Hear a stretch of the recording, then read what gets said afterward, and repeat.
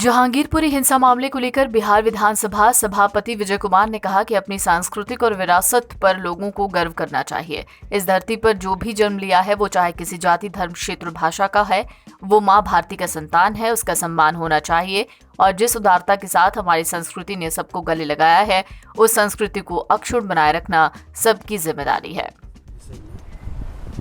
मैं एक ही चीज़ कहना चाहूँगा कि अपनी सांस्कृतिक विरासत पर गर्व करनी चाहिए और अपनी जो संस्कृति और संस्कार है कि इस धरती पर जो भी जन्म लिया है, किसी जाति, धर्म, क्षेत्र, भाषा का है, वो माँ भारती का संतान है, उसका सम्मान होना चाहिए।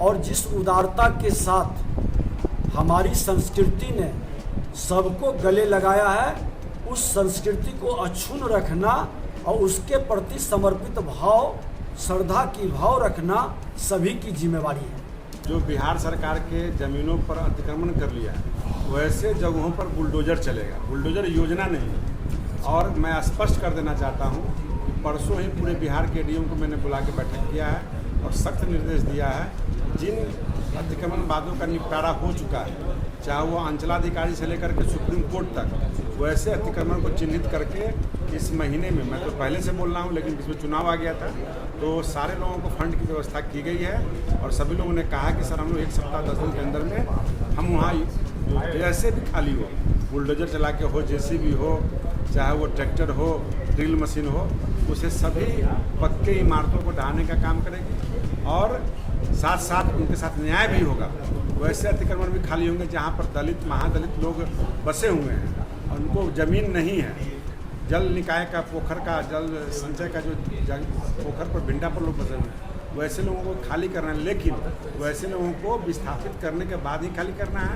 और जो लोग ज़मींदार हैं, माफिया हैं, सरकार का अपना ज़मीन होने के बावजूद भी दखल कर लिए हैं, वैसे लोगों को अविलंब तोड़ने का काम किया जाए। कितनी राशि आवंटित हुई है सर? हर जिले को 10-10 लाख रुपए का आवंटन की बात कही गई है और वह पैसा जा रहा है और सभी लोग अपने अपने क्षेत्र में काम में लग गए हैं। लगभग 1 दर्जन से ऊपर खाली भी हो गया है।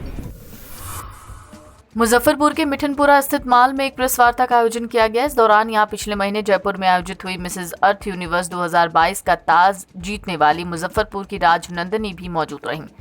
मिसेज यूनिवर्स ऑर्गेनाइजेशन के सीईओ नरेश मदान ने कहा कि ऑर्गेनाइजेशन जीते हुए प्रतिभागी के शहर में जाकर ये बताना चाहती है कि मुजफ्फरपुर जैसे छोटे शहर से आकर भी राजनंदनी ने देश के विभिन्न राज्यों से आए 22 प्रतिभागियों को कड़ी टक्कर देते हुए ये खिताब अपने नाम किया।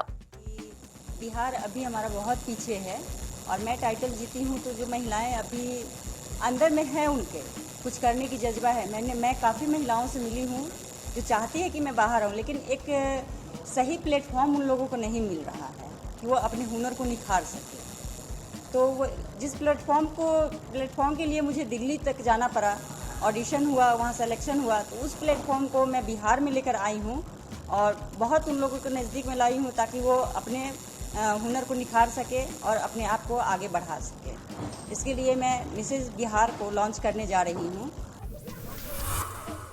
बेगूसराय में जमीन विवाद में दबंगों ने एक युवक की छत से उल्टा लटकाकर बेरहमी से पिटाई की, जिसका वीडियो वायरल हो रहा है। आप तस्वीरों में देख सकते हैं कि एक युवक का पैर रस्सी से बांधकर छत से लटका दिया गया। उसके बाद उसकी बेरहमी से पिटाई की गई। दिल दहला देने वाली पिटाई का ये वीडियो भगवानपुर थाना क्षेत्र के मक्खा गोपालपुर गांव का है। बताया जा रहा है कि रामप्रीत महतो का पड़ोसी प्रदीप महतो से जमीन को लेकर विवाद था। पीड़ित रामप्रीत महतो का आरोप है कि पुलिस के द्वारा मना करने के बावजूद उसके घर में सटाकर पिलर दिया जा रहा था, जिसका वो विरोध करता था। कुशेश्वर स्थान थाना क्षेत्र के नारायणपुर गांव में गुरुवार को एक घर में खाना बनाने के दौरान बड़ा हादसा हुआ। यहां घरेलू सिलेंडर ब्लास्ट से 2 मासूम बच्चों की घटनास्थल पर मौत हो गई, जबकि 2 अन्य लोग गंभीर रूप से झुलस गए। इस घटना में 10 घर जलकर खाक हो गए। इसमें एक बकरी भी जलकर मर गई। इसमें लाखों की संपत्ति का नुकसान हुआ है। घटना के बाद गाँव में कोहराम मचा हुआ है। गाँव दूर दराज में स्थित होने की वजह से दमकल की गाड़ियां मौके पर नहीं पहुंच पाई। नवादा सदर अस्पताल इन दिनों दलालों के चंगुल में है। सदर अस्पताल से रेफर मरीजों को दलाल अपने झांसे में लेकर पटना के बड़े बड़े प्राइवेट अस्पतालों में पहुंचा दे रहे हैं, जहां मरीजों के परिजन से खून पसीने की गाड़ी कमाई को पल भर में उड़ा देते हैं। कुछ इसी तरीके का मामला सदर अस्पताल का है। बताया जा रहा है कि मुफस्सिल थाना क्षेत्र के झुनाठी गांव निवासी बाबूलाल राजवंशी के पुत्र विकास कुमार बीते 4 अप्रैल को सड़क दुर्घटना में गंभीर रूप से जख्मी हो गए थे। NBT ऑनलाइन की रिपोर्ट। मेरा भाई 4 तारीख को एक्सीडेंट हुआ। एक्सीडेंट होने के बाद 5 तारीख को यहाँ डॉक्टर ने रेफर लिख दिया पावापुरी के लिए। इसी बीच प्राइवेट एम्बुलेंस वाला ने ले जाकर पावापुरी नहीं भर्ती किया, ले जाकर पटना जीवनदीप हॉस्पिटल में भर्ती कर दिया।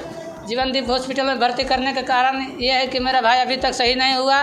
4,75,000 रुपया लग भी गया है और फिर वहाँ से हम लोग किसी तरह से छुड़ा कर लाए और लाने के बाद फिर नवादा सरकारी हॉस्पिटल में एडमिट किए हुए।